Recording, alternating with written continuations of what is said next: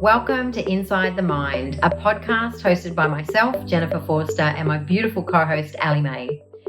We're excited to be here, diving into edgy, raw, and relatable conversations woven together with mind-blowing questions that will shake up your model of the world, expand your thinking, unravel your beliefs, tease apart your patterns, and walk you to the very edges of everything you've ever believed about yourself. As NLP trainers, coaches, entrepreneurs, we will be traversing the topics of business, relationships, money, family, spirituality, leadership, and personal growth, all through the discerning lens of NLP, ancient teachings, and a healthy sprinkling of womanly wisdom.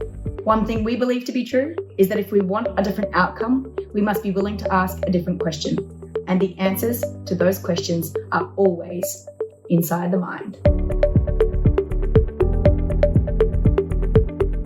Hello and welcome to another episode of Inside the Mind. I am Allie May and this is my beautiful co-host Jennifer Jennifer 4-star, Jennifer 5-star now. And Jennifer a million stars. I could be. Yeah. I know we had a nickname for me at one point and just cannot remember it. It just becomes Allie May. It's the whole roll of the dice. Allie May. That is like a roll of the dice, isn't it? It's like Allie May. It's a really beautiful name. I feel like it could be put in lights, Allie May. It does something for me too when I hear it. It can be put in lights, Could absolutely. Be. Yeah, it's not my birth name, by the way. That's we're just sharing on this. It was a name that I had. So my birth name was changed to Allie May from a numerological perspective for a specific vibration, so that I could encompass and I could step into all aspects of life, including spiritually, emotionally, in a wealth sense, you name it, connected to other people based off my birth date. What a great segue into what we're actually talking about today. You cannot make this shit up. Like inner freedom, right? It's my favoriteest topic. Inner freedom is my favoriteest topic, and that's where we're diving into today. So, what is inner freedom? Well, inner freedom is when we are clear, clean, and congruent. When nothing is getting in our way. I call it chinking out armor. Nothing is chinking out armor. So, arrows could be shot at us and we're still able to hold our head high. An analogy or metaphor for me in this space is the tree. And I may have shared this in one of our previous episodes, or I've just shared it multiple times in different spaces. Having strong, solid roots. Do you have strong, solid roots in who you are? Because when our roots are solid, then our tree trunk can stand tall and our leaves can do whatever the heck they want. It doesn't matter what storm rolls in. It doesn't matter how much rain there is. It doesn't matter how much wind there is. Our tree trunk and our roots will still be holding strong and still. For me, that is a representation of inner freedom. I love that. I love it a lot. So my interpretation of inner freedom, and I'll give an example. This is how I interpret inner freedom. So sometime I had a client once who was speaking, who wasn't comfortable being the center of attention. She, in fact, in any area of her life, she didn't want to stand out. She didn't want to be the center of attention. She didn't want the spotlight on her. She was happy to just, be in the background doing what she does. And, that was really good for her. Now, on the whole, if you're someone who doesn't like being center of attention, you may really relate to that and resonate with that and go, yeah, that feels really good. That feels really true. However, here's for me where to me we're not free when we can only be in one space and not be in the polarity of that space. So to explain that a little more. So for example, this particular person didn't want to be the center of attention. That's great. There's nothing, I'm not saying she has to be able to be the center of attention. Where to me there wasn't freedom here, it was inside of she couldn't be the center of attention. So if we're in a situation where we can only be one way and not the other, then to me we're not free. We're in many ways at the mercy of that choice, and we're not making the choice. So she didn't have any spaciousness to be able to go, you know what, I can be center of attention and I'm totally okay with that. And I also am happy to not be center of attention. That's probably my preference. However, I'm pretty neutral in both of those. And my choice is not to be center of attention. To me, the freedom is in being able to be with both. Yeah, then there's no charge. Then there's no charge. It's the neutrality, which I've spoken about on other episodes. I call it the sweet, sweet neutrality, where, it's like speaking on stage. It's just another great example. Some people just cannot speak on stage. I'm not speaking on stage. I'm not going to speak. And there's no freedom in that, because there's no spaciousness for the polarity of that to exist. So we are in many ways caged, where we're trapped. We're at the mercy of only one choice and not multiple choices. It doesn't mean we have to become the center of attention, or we have to suddenly now become a speaker on stage.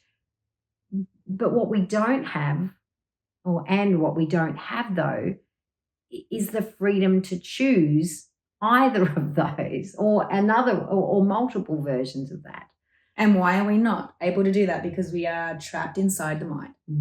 When we are trapped inside the mind, we are not free. So why could Jen's client, or she could have, she just chose not to. Why was Jen's client the way that she was? Why does someone believe they can't speak on stage? Well, it's our limiting beliefs and our patterns and our programs, and we all know that. You will know that listening to this as well. So from that perspective, when we clean up what's at the unconscious mind, what's in the unconscious mind, our beliefs, our patterns, our programs, when all of that is cleaned up, then we can speak on stage. We might still get nervous. That's fine. I still get nervous with certain things. However, we'll be able to do it without saying, I can't do this, or I'm not able to do this. That's where true freedom is created. And you know what I love? I touched on timeline therapy in the last episode. I'm going to touch on it again. I just love that with timeline therapy, in one session, that can be cleared up permanently. Permanently and instantly, so that you can speak on stage. If you choose to. If you wanted to. You may not want to. That's right. If you want to. That's the freedom. What a fun game. I was just thinking as you were chatting, Jen, had this drop in. What a fun game to have a look at all the areas in life where we feel like we can't do something. So I know for me, I play this, and there's one area left for me that I'm conscious of, that I haven't explored yet, that still has me not having inner freedom in that space. So it used to be 2. It was ice baths. So the reason that I started doing ice baths back in August last year, the reason that I started doing them was they were calling to me, even though I was in even though I was in full rejection of that. For me, I knew that had a hold over me. So if that had a hold over me, then I wasn't truly free on the inside. And being that I teach on inner freedom, being that inner freedom is like my jam, it makes sense that I'm walking my walk and talking my talk. So doing the ice baths, yes, it was very edgy for me to do my first ice bath. I couldn't speak. I feel like I went into shock.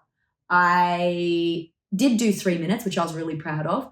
And over time, now it's something that I know I can hop in an ice bath, even if I don't want to hop in an ice bath. Sometimes it's harder than other times, and sometimes it's a lot easier. And also, it's putting myself in a stressful environment. So, of course, it's going to be, sometimes it can be challenging. The other one for me, and I'm going to declare this here. It's got 2 prongs to it. So it's a 2-parter. Diving with sharks. The diving is one, the sharks is the other. You and I, it's no wonder we get on so well. I'm exploring the whole underwater thing as well, because I'm not free around the underwater thing. I haven't been free around the underwater thing either. I've gotten more free when it comes to the ocean. I used to just be a fish. And then when I had my son, I feel like I developed these fears and phobias of the water, and I stopped swimming. And I can swim now, and I'm not thinking that a shark's going to eat me every time I go in the water anymore. I'm good with that.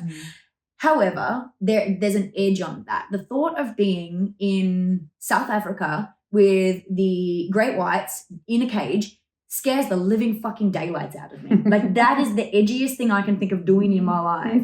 And I actually still think that's really extreme. I'm not sure I want to go to that level. However, there we go. It's out there now. Why not? Why not? Why not? Do you remember that we talked about when our first 10 students were booked in for our track? We were going to do, what were we going to do? We're going skydiving. No, we're going to do your friend's free diving. The free diving. Yeah. It's exactly what I was going to mention. Exactly that. See, we are so in sync, Allie, mate. Oh my God. I was going to speak to that. The free diving to me is that's a new frontier for me to unravel and to create freedom around. Freedom to do it. So I want to really be clear here with the inner freedom piece. It's not that we have to do the thing. It's that do we currently have spaciousness to make that choice to do it or not do it? If it's I can't do it, then there's no freedom in that. That's a limitation. It's a block. There's no wholeness. There's no increased choice. There's no possibility there. So I want to just be clear. We're not laying down any gauntlets or throwing down the gauntlet to anybody here and come to South Africa with me. We're going to do these things. Let's go. We're not saying that. But what we're saying is inquire unto yourself into your world, if you choose to, and see where are you currently, up until this point, not free around some stuff. For me, I did conquer. Is that the word I want to use?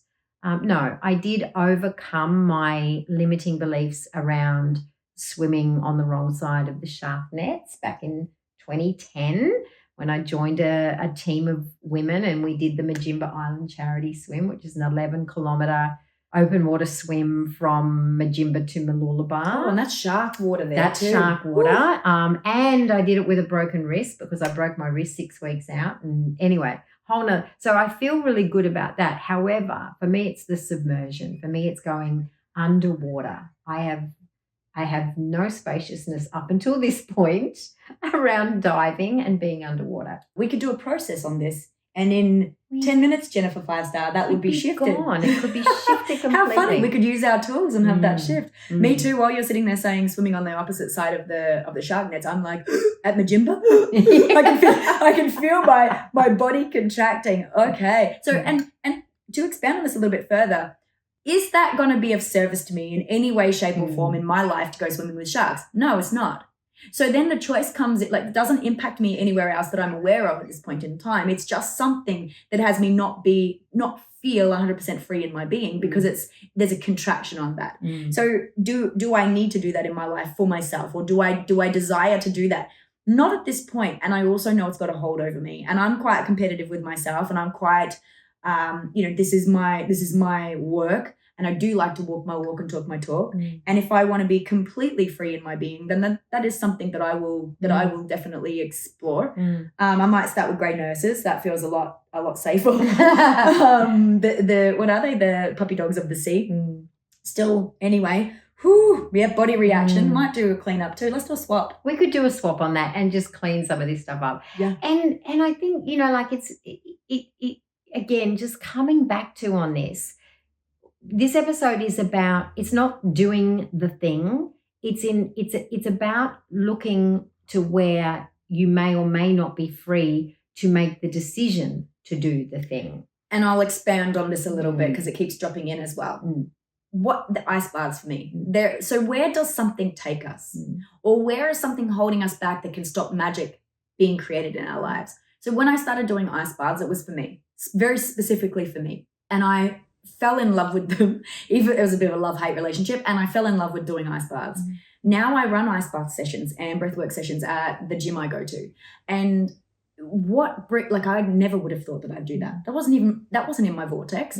Because I loved it so much. There was an opportunity that presented itself at my gym, and I asked for that opportunity. Now I get to be in service with the most beautiful people on a Wednesday and a Saturday. I get to take them through a breathwork experience first. I get to take them through the ice bath. I get to show them that they can break through any of their limitations. 99% of people that come into an ice bath with me on their first time will do at least 3 minutes. That's rare because we can do anything. And I love that I'm able to support people to see that within themselves that previously may not have been able to see that within themselves. What does that do for me as a human being? It brings me joy. I love seeing people expand who they are. I love seeing people expand their own inner freedom. So if I'd never got in an ice bath, I'd never be experiencing this. I wouldn't have taken my inner freedom piece and the work that I do in the world to the level that it's at right now. Might have gone somewhere else, might not have. And it's just something that opens up other doorways. Now what's next? Well, I'm going to be running ice bath sessions there's 2 gym owners for the other gym and his people. One of the girls from that gym asked me if I'd run a session for her, OzTag team. So I'm impacting lives in a different way to how I ever expected that, and that just lights me up. So through the inner freedom, we might have this scared shitless piece. Maybe your dream is actually to speak on stage and you're just petrified of that. What's going to happen when you get out of your own way, when you clean up the stuff that's there around that, you clean up your beliefs, you clean up your patterns, you clean up your programs so that you have the inner freedom to actually get on that stage? What's going to happen in your life? What's going to happen? What can happen? We limit ourselves and cut ourselves off from potentiality, from possibility when we have things in the way of our inner freedom. Oh, cheers me to that, Jen. Cheers to that. The piece that came in for me on that is you may have some magic inside of you. In fact, if you are a human being with a heartbeat, you've got magic inside of you. Something important to say, something important to share, something, something that only you can bring to the world. And you may also have a belief that nobody is interested in anything I have to say. What I say doesn't matter. When I speak, people shut me down. I'm not good enough. I'm not worthy. Those limitations are potentially blocking that magic coming out that the world needs, that could then go on to impact, as Allie just illustrated so beautifully, so many other humans. When we are willing to clean up our own shit, create more choice, more expansion, more wholeness, more possibility inside of ourselves. It's inside of us. It's inside of us. When we can do that inside of us, we then get to have that ripple out outside of us. Man, that's a world I want to live in. Inner freedom. Here's to inner freedom. We're choosing tea, by the way. Cheesing. Wow. Are we? For those on YouTube, only you will know. Yeah. Well, even then, no, it's tea. It's tea. It's really nice white tea as well. It's so delicious. Amazing. Are we complete on this one? I feel complete. Short, sharp, and sweet for this one. I think we are. See you on the next episode. Catch you then.